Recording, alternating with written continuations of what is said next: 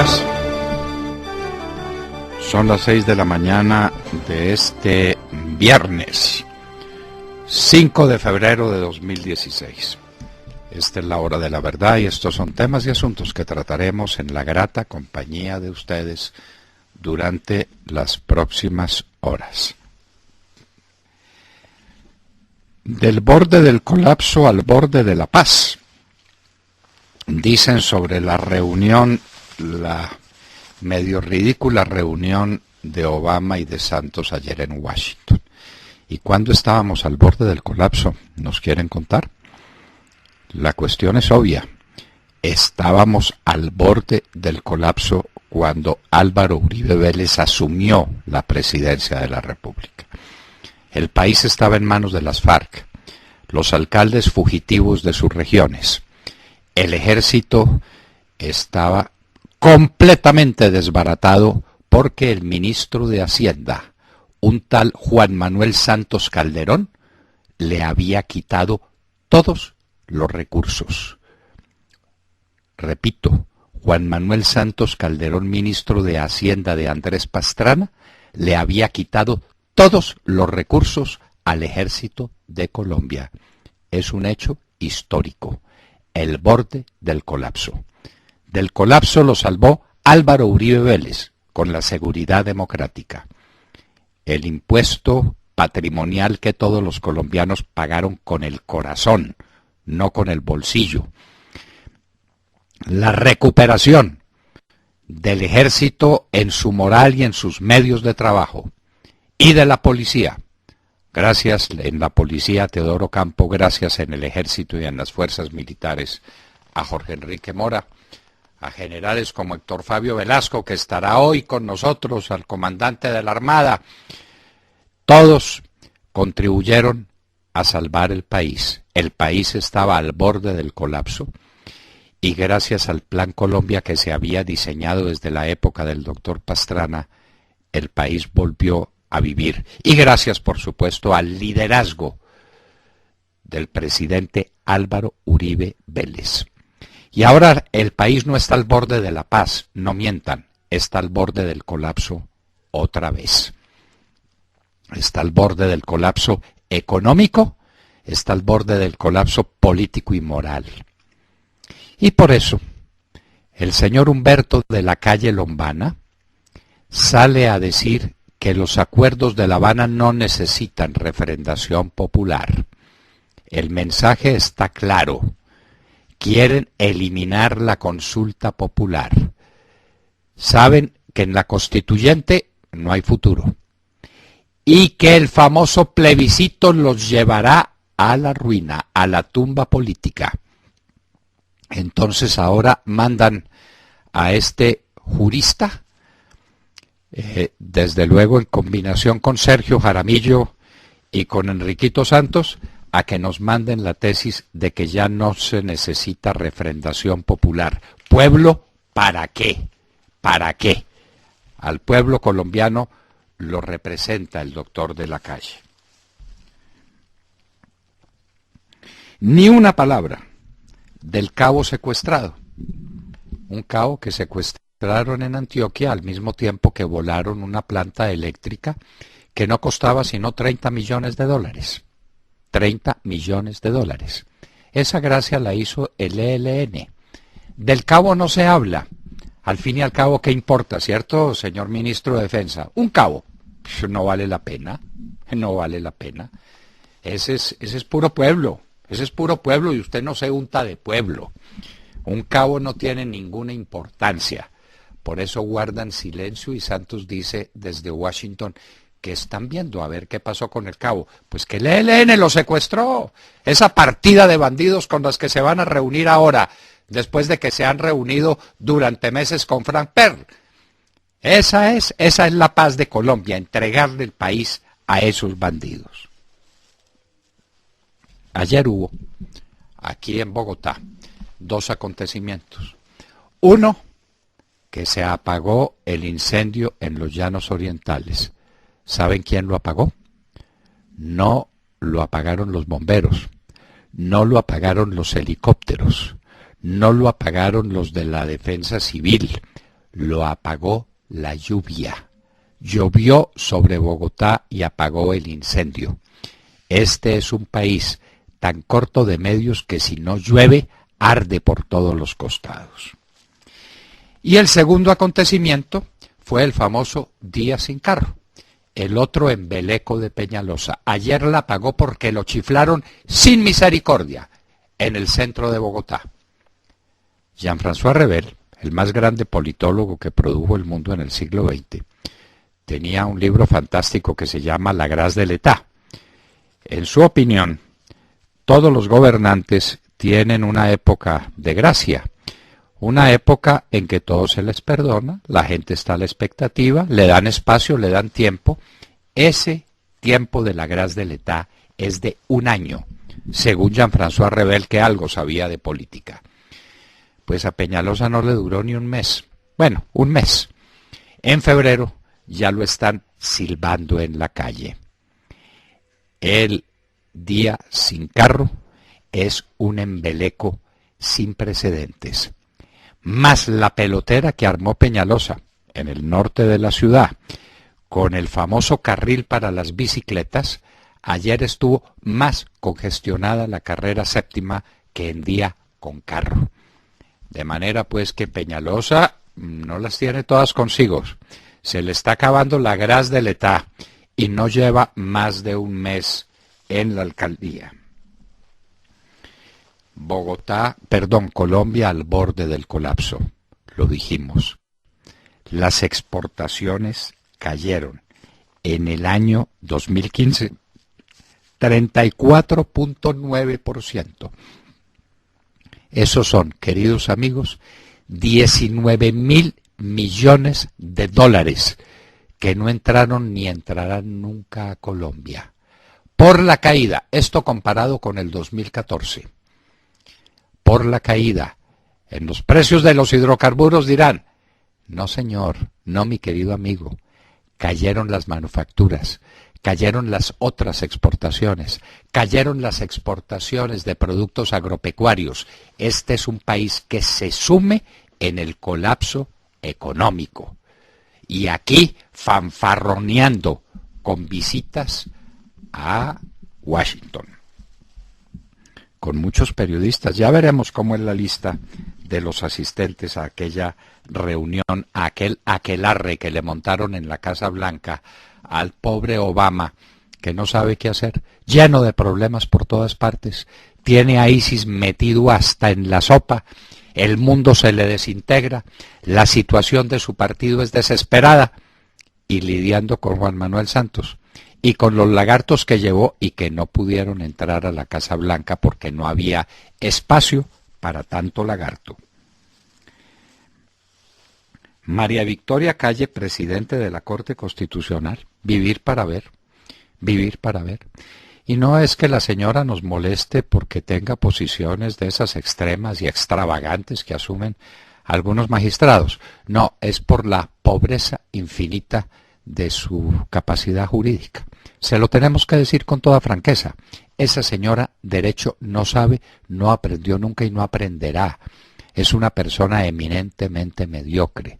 En Colombia hay mujeres juristas de primera magnitud. Estoy pensando, por ejemplo, en otra persona tan distante políticamente como Saturies Guerra. ¿Qué abogada es? ¿Qué jurista? Y con ella, ¿cuántas otras?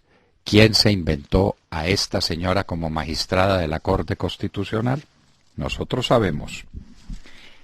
Las regalías. Como cayó el precio del petróleo, se acabó la mermelada. Las regalías, la plata para las regiones, ojo, caen en 5.4 billones de pesos. Quitarle a las gobernaciones y a las alcaldías 5.4 billones de pesos es dejarlas en la inopia.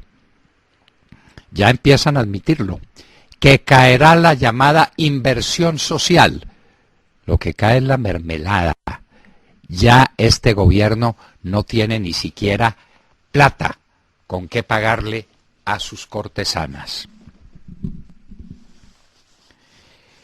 Guajira y Chocó. Esto parece Venezuela, señores. La gente se muere de hambre. Muertos de hambre en La Guajira, muertos de hambre en el Chocó. En este último departamento, no por ausencia de comida, sino porque la gente, con la inflación, no tiene con qué comprar la comida. Esa es la situación que se está viviendo en los pueblos apartados de Colombia. Y de remate, se los quieren entregar a las FARC para que los siga administrando. Era lo que le faltaba a este pobre país. Los precios de los alimentos bajan en todo el mundo. Es bueno que los colombianos lo sepan. Cuando vayan al mercado y encuentren los alimentos en el cielo, pregunten por qué en el resto del mundo los alimentos están en el piso. Nada ha bajado más en el último tiempo que los precios de los alimentos, del maíz, del trigo, de la soya, los alimentos básicos esenciales, de la carne, de los huevos, han bajado en todo el mundo, menos en Colombia, que se treparon a las nubes. Bueno, en Venezuela es que no existen, y los que se pueden comprar después de colas de 8 o 10 horas de espera a unos precios extravagantes. Referendo revocatorio en Venezuela. Nos preguntamos si hay tiempo. Vamos a ver si William nos consigue que podamos hablar con el mejor constitucionalista, bueno, con Asdrúbal Aguiar, otro gran constitucionalista venezolano que estuvo aquí de paso por Bogotá, para que nos cuente cómo Maduro técnicamente está caído, no hay nada que hacer. Lo que pasó en Reficar, vamos a hablar con el ministro Hernán Martínez, como lo están acusando, y como Santos dice que la gloria de inaugurar a Reficar, esa le pertenece a él solito. Las desgracias de los sobrecostos de Reficar le pertenecen a Uribe y a sus ministros. Como Luis Ernesto Mejía no era ministro entonces de Minas, es Hernán Martínez. Lo tendremos en la hora de la verdad para que les explique a ustedes qué pasó. Como tendremos en la hora de la verdad al general Héctor Fabio Velasco, quien fue el comandante de la Fuerza Aérea en la época más gloriosa de la Fuerza Aérea colombiana, y quien nos va a contar por qué el país no tiene aviones para apagar incendios. No tienen el valor de un Legacy. El avión ese en el que pasea Sergio Jaramillo por Venezuela y que se va a Barinas y a Puerto Cabello y a todas partes. No. Esto es un problema de 1 o 2 millones de dólares por cada uno de los aviones a los que se les pueden poner aditamentos para apagar incendios. Señores, nos quemamos, ardemos, pero no hay con qué comprar los aditamentos para unos aviones que apaguen los incendios. Los seguimos apagando con helicópteros, con el valor indomable, indescriptible y la pericia extraordinaria de nuestros pilotos, pero pobrecitos, todo lo que pueden llevar es una caneca grande para tirarle agüita al incendio. Los aviones, que es lo que se usa en todo el mundo, no aparecen. El drama de Assange, el famoso de Wikileaks, pues la ONU le dice que su detención es injusta. Allá él está en la embajada del Ecuador en Londres y entonces está refugiado. No se sabe quién está más aburrido, si el Ecuador con él o él encerrado allá en esa embajada, pues está prisionero hace años. Pero Suecia dice que él tiene un problema judicial por abuso sexual y que si sale de esa embajada lo hace detener. Le pide a Londres que lo detenga. Trump adelante para las primarias en New Hampshire.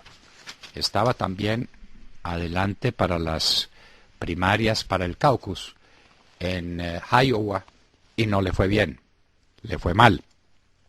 En segundo lugar en New Hampshire, Marco Rubio, nuestro candidato para la presidencia de los Estados Unidos. Ojalá los republicanos tengan algún grado de sensatez.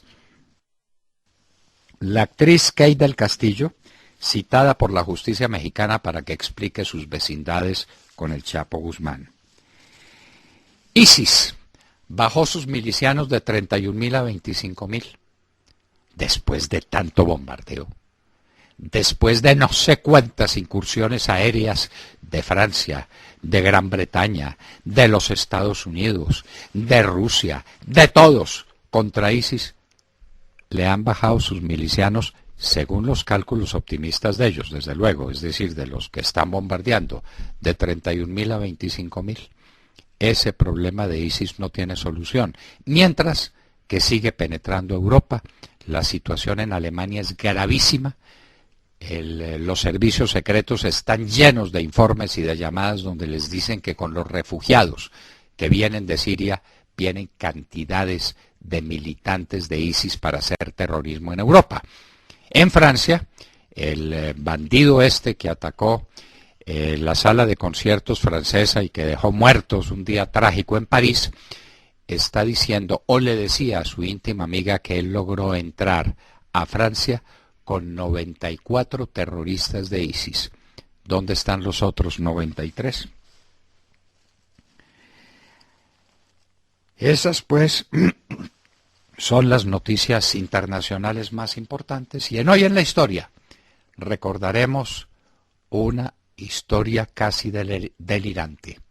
Un soldado y sargento del ejército francés se convierte en el rey de Suecia.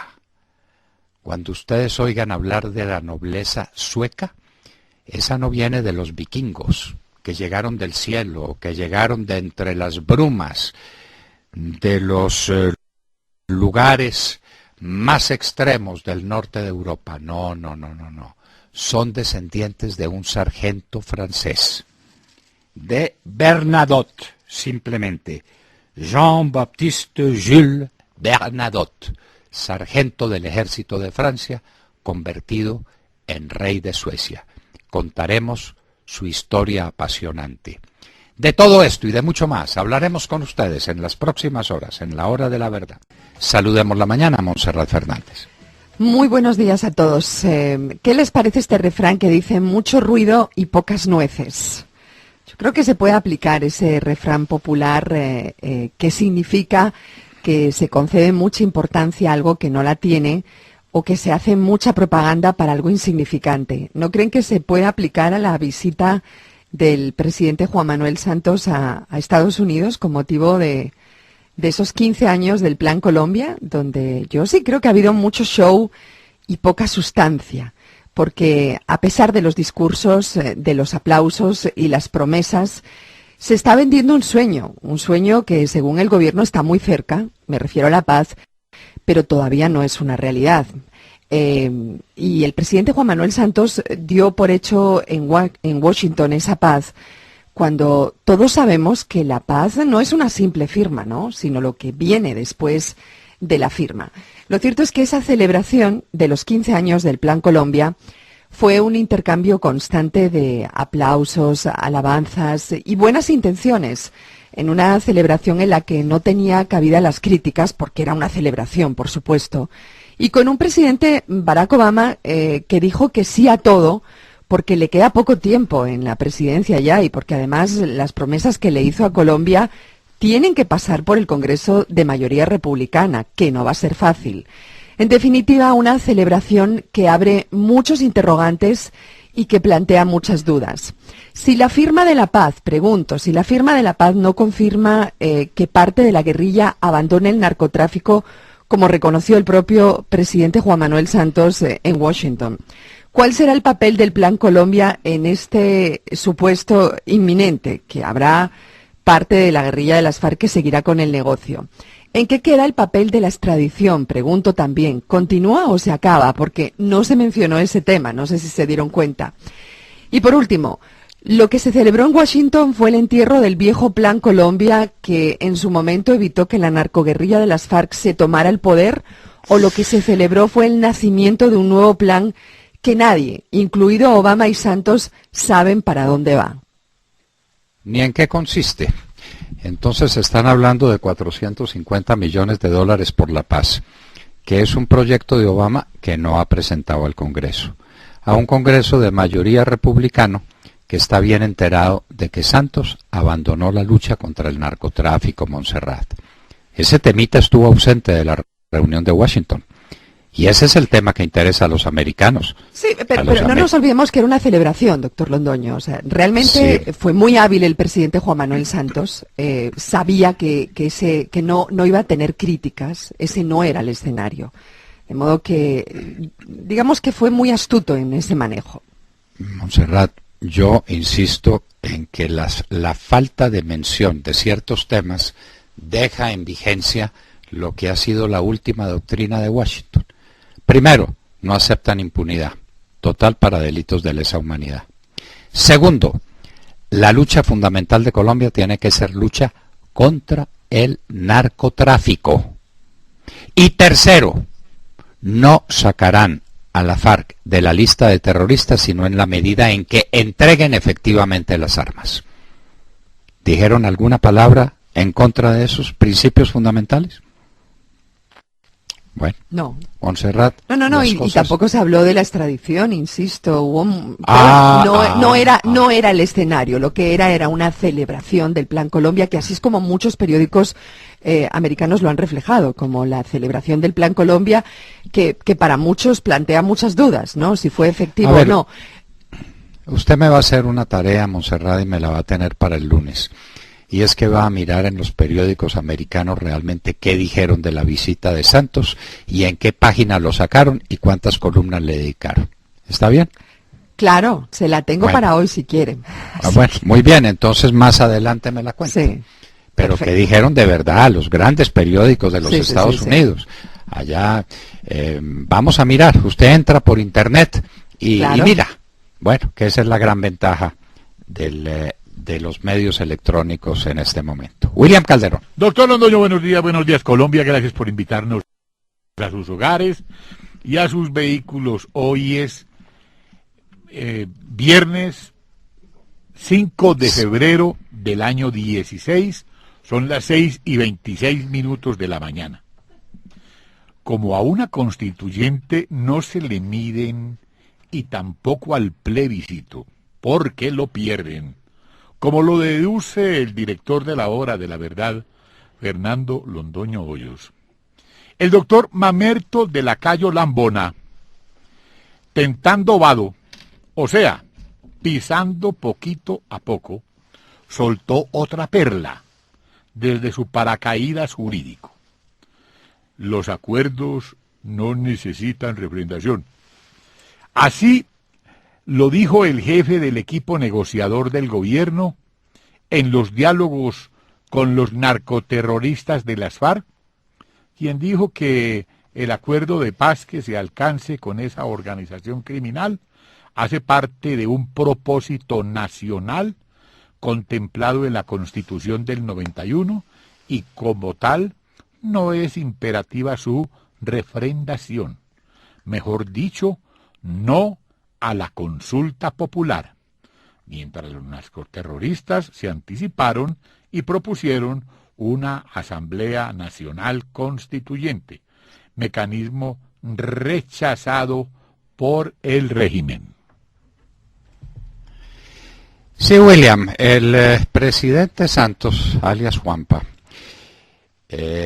dijo desde el comienzo de los diálogos, lo que se acuerde en La Habana será sometido a la consideración del pueblo. Y está metido en la sin salida. Las FARC le dicen, bueno, vamos a una constituyente, sin contar qué es lo que ellas piensan de cómo se constituye un poder constituyente. Ese es otro tema distinto. Pero Santos dice, no, constituyente, ya de la Calle dijo, ese es un proceso muy lento y muy largo. Él lo sabe por la del año 91, ¿no? Claro. Por el esperpento que armó. Muy bien, entonces constituyente no. Entonces Santos le dice a las FARC, no, yo no hago constituyente. Nada. Voy a hacer un plebiscito. Entonces sale con el cuento del plebiscito y ya está claro que al plebiscito le vamos a hacer cara, que vamos a votar no, por todo lo que el plebiscito significa, por la entrega a las FARC, por la impunidad, porque las FARC mantengan sus armas, por la decadencia y la ruina de la lucha contra contra el narcotráfico, porque los niños recobren su libertad, vamos a decir que no. Y están viendo la cosa cuesta arriba. Entonces ya diseñan la otra teoría. No se necesita consulta popular. Con la Constitución del 91 basta. Y nos quieren poner conejo.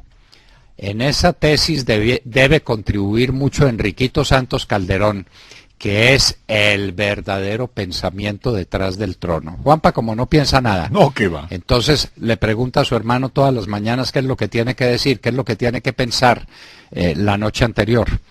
Bueno, pues ya vienen con esa tesis porque de la calle no suelta eso en vano. Ojo, ojo, nos quieren poner conejo con la consulta popular. Hablaremos del tema en nuestra nota editorial. Ángel Henao. Doctor Londoño, muy buenos días y muy buenos días para todos los oyentes. Y en un nuevo caso de desespero y ánimos de desviar la atención, el presidente Nicolás Maduro acusó ayer al empresario Lorenzo Mendoza de Empresas Polar de ser uno de los promotores de lo que él denuncia como la guerra económica para desestabilizar el país y poder derrocar su gobierno. Además, llamó al empresario para que ceda sus empresas al pueblo. Esto, doctor Londoño, sucedió durante un acto a las afueras del Palacio Presidencial de Miraflores, en donde se conmemoró el golpe fallido liderado por Hugo Chávez el 4 de febrero de 1992.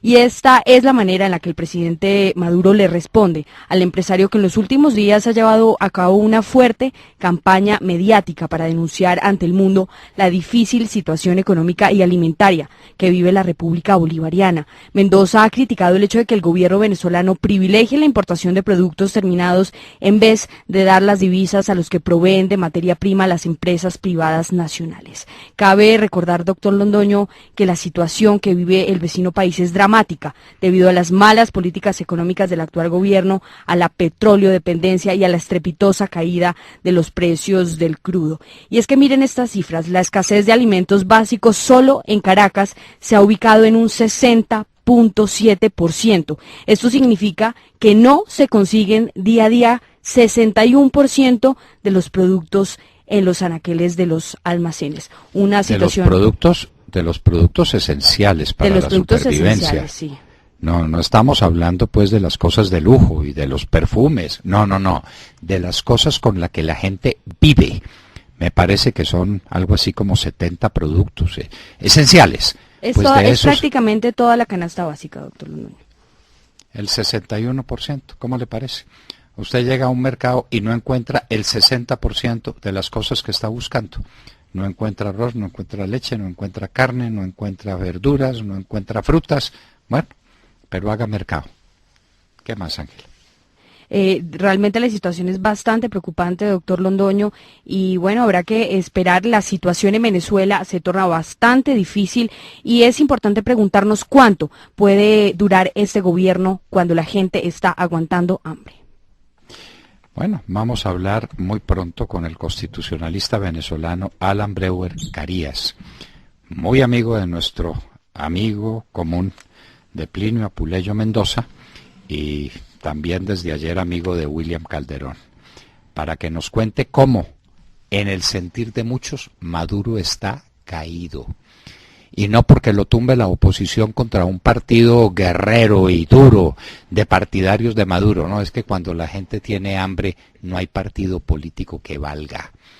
Con el estómago vacío no se piensa en política. Usted ve las últimas imágenes que nos llegan de Caracas de lo que son las colas en un mercado esperando comprar cualquier cosa. La gente tiene hambre en Venezuela.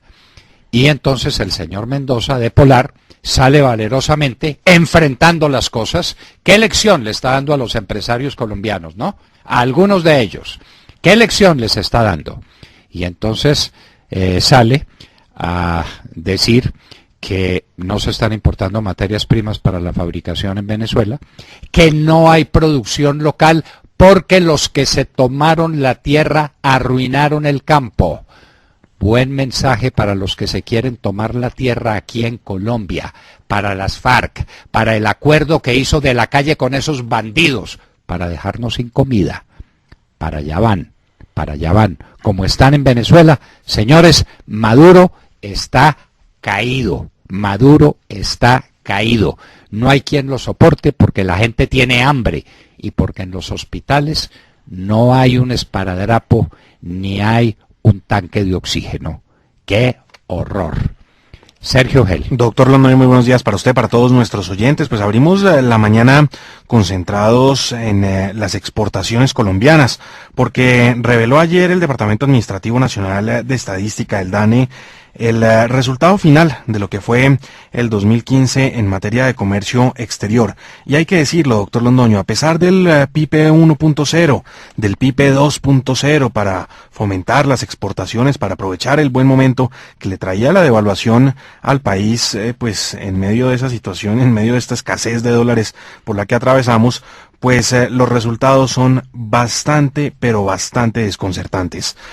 Las exportaciones en el año 2015 cayeron en 34,9% en comparación con el año 2014, mientras que en 2014 se exportaron 54.795 millones de dólares, en 2015 la cifra fue de 35.690 millones de dólares.